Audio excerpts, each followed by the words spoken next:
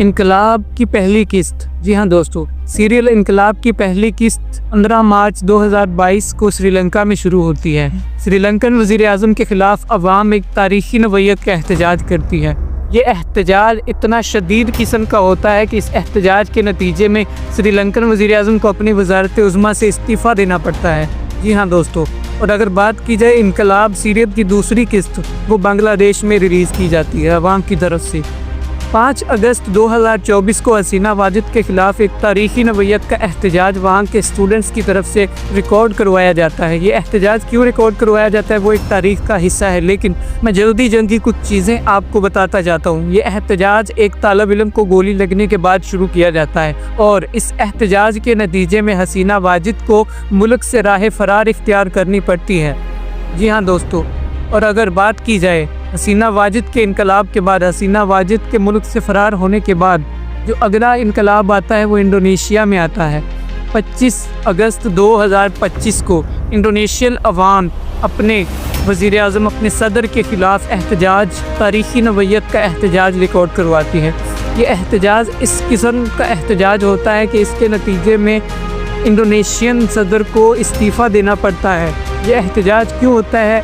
ये एहतजाज उनके काले कवानीन की वजह से होता है। ये एहतजाज उनकी अय्याशियों की वजह से होता है। ये एहतजाज उनकी अपनी शाख खर्चियों की वजह से होता है, अपनी तनख्वाहों में इजाफे की वजह से होता है। और अगर अब बात की जाए इंडोनेशिया के बाद नेपाल में भी एक तारीख़ी नवैयत का इनकलाब बर्पा हो चुका है। ये इनकलाब कैसे आया, ये इनकलाब कब आया और ये इनकलाब आने की वजह क्या थी और अवाम ये इनकलाब किस तरह लेकर आई? 8 सितंबर 2025 को नेपाल में एक खातून का एक्सीडेंट हो जाता है। ये एक्सीडेंट एक सिक्योरिटी फोर्सेस की गाड़ी की वजह से होता है। इस पर नेपाली वज़ीर आज़म कोई ख़ास किस्म को कोई एक्शन नहीं लेते और ना ही कोई ख़ास किस्म की स्टेटमेंट देते हैं, जिस पर सोशल मीडिया पर सबसे पहले इस एहतजाज की बाज़गश्त शुरू की जाती है। हुकूमत सोशल मीडिया को बंद कर देती है क्योंकि हुकूमत जानती है कि सोशल मीडिया की ताकत क्या है। सोशल मीडिया को बंद करना ही था कि नेपाली अवाम सड़कों पर, और फिर हालत वही हुई जो श्रीलंकन वज़ीर आज़म की हुई, जो बांग्लादेश में हसीना वाजिद की हुई और जो बाकी जिस तरह दूसरे मुल्कों में इनकलाब है और वहाँ पर हुई। लेकिन ये एक अजीब और शदीद किस्म का एहतजाज था। इस एहतजाज के नतीजे में नेपाली वज़ीर आज़म की बीवी को ज़िंदा आग लगा दी गई। इस एहतजाज के नतीजे में नेपाल के वज़ीर ख़जाना को ठुड्डे, लाते और बूसे मारे गए, उसे नंगा दौड़ाया गया सड़कों पर। इस एहतजाज के नतीजे में नेपाली वज़ीर आज़म को राह फ़रार इख्तियार करनी पड़ी और बिल आखिर अवाम के हत्थे चढ़ गया। अवाम ने ऐसी धुलाई की कि सदियों तक दुनिया याद रखेगी कि किस तरह एहतजाज किया जाता है और किस तरह अवाम की अगर उमंगों के ख़िलाफ़ कोई कानून बनाया जाए, अगर अवाम की उमंगों के ख़िलाफ़ कुछ भी किया जाए तो अवाम फिर अपना रिएक्शन किस तरह से देती है। मेरा वीडियो बनाने का मकसद, जैसा कि एहतजाज का सीज़न शुरू है और ये एहतजाज अब किन ममालिक की तरफ जा सकता है, ये हमने एनालिसिस करना है। अब अगर हम बात करें कि अगला किस मुल्क में एहतजाज और इनकलाब बर्पा हो सकता है अवाम की तरफ से, तो उसमें सबसे पहले जो मैंने नंबर जो शुरू किए हैं वो म्यांमार का आता है। म्यांमार 2022 में ऑन सन सू की, जो कि एक बर्मा रोहिंग्या की सियासी लीडर और उस वक़्त की वज़ीर आज़म थी, उसको उस वक़्त का एक डिक्टेटर, एक आर्मी चीफ मिन ऑन्ग लैन, उस वक़्त का आर्मी चीफ मिन ऑन्ग लैन मुल्क में मार्शल लॉ नाफिज करके उसे गिरफ़्तार कर लेता है और उसे पाबंदे सलासल कर देता है, उसे जेल की कोठरी में डाल देता है। ये इक़्तिदार के लालची डिक्टेटर अपने इक़्तिदार को तूल देने के लिए किसी भी हद तक गिर सकते हैं। अवाम में उस वक़्त से एक गुस्से की लहर दौड़ रही है। अवाम के अंदर एक किस्म का लावा जमा हो रहा है। अवाम के अंदर ये लावा फटने को तैयार है और जिस दिन ये लावा फटेगा मिन ऑन्ग लैन की हुकूमत का तख्ता उलट दिया जाएगा और इसकी सूरत हाल भी नेपाली वज़ीर आज़म की तरह होगी,